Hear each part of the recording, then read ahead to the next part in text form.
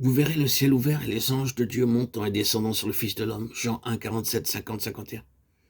C'est Christ qui relie le ciel à la terre et la terre au ciel. Et c'est par lui que toutes les communications divines sont faites à l'homme. C'est Christ qui accomplit cette parole où Dieu t'est apparu. Genèse 35, 1. La maison de Dieu, c'est Christ. Et souvenons-nous que, tandis que cela est vrai de Christ personnellement, ce que nous devons voir comme étant la révélation du mystère, c'est que la maison de Dieu, c'est Christ exprimé corporativement dans l'Église qui est son corps. Et c'est dans le Christ corporatif, dans le corps dont il est la tête, que se trouve la révélation et la communication de Dieu. C'est là, dans cette maison de Dieu, l'Église, que nous avons ce que Jacob a appelé la porte des cieux. L'Église est le Bethel de Dieu. Ainsi, tandis que nous reconnaissons que tout doit être vu premièrement de son côté céleste et comme venant des cieux en Christ, il nous faut voir cette autre chose, c'est que Jacob doit être mis de côté pour faire place à Israël. C'est-à-dire que tout ce qui est de l'homme doit être mis de côté pour ouvrir la voie à un ordre de choses divins dans la maison de Dieu. Jacob, en tant que Jacob, se heurte contre les choses divines, contre le droit de naissance. Oui, il est tout à fait vrai que dans la souveraineté de Dieu, Jacob a été choisi pour le droit d'aînesse. Mais aucune élection divine ne peut être regardée comme n'ayant qu'un seul aspect. Il y a toujours deux côtés aux décisions divines. L'un, c'est l'acte souverain du choix, l'autre, c'est la préparation de l'instrument élu, afin qu'il réponde à la tâche pour laquelle il a été choisi.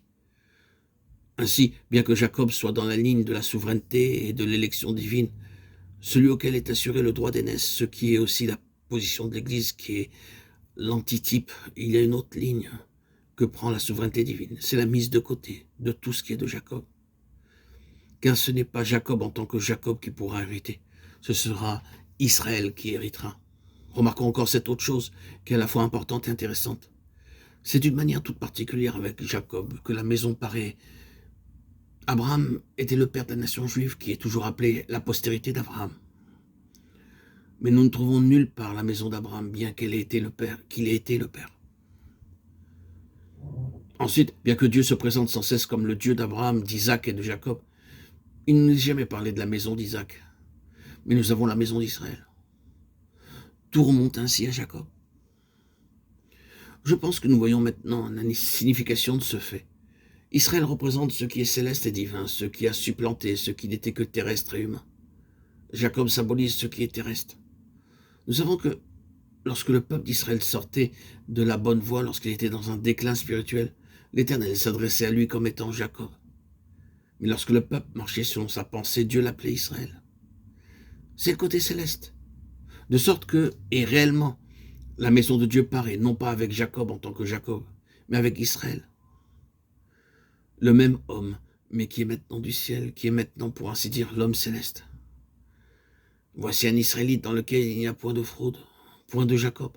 Je pense que c'était là un témoignage formidable rendu à Nathanaël. Tu verras de plus grandes choses que celles-ci. Vous verrez le ciel ouvert et les anges de Dieu montrant et descendant sur le Fils de l'homme. Jean 1, 47, 50, 57. Voici un véritable Israélite dans lequel il n'y a point de fraude, point de Jacob. C'est Christ qui relie le ciel à la terre et la terre au ciel, et c'est par lui que toutes les communications divines sont faites à l'homme. C'est Christ qui accomplit cette parole où Dieu t'est apparu. Genèse 35, 1. Je pense que c'était là un témoignage formidable rendu à Nathanaël. Oui, le Seigneur qui connaît toutes choses pouvait dire, celui-ci est un homme vraiment spirituel, un homme qui a une vision et un jugement et une appréciation spirituelle des choses. Il n'y a point de Jacob en lui, point de fraude. Je crois que c'est ce que le Seigneur a voulu exprimer. Je pense que tout cela est suffisant pour établir le principe. La maison de Dieu est ce qui demande la mise de côté de tout ce qui est selon l'homme et l'expression de ce qui est selon Dieu, de ce qui est céleste.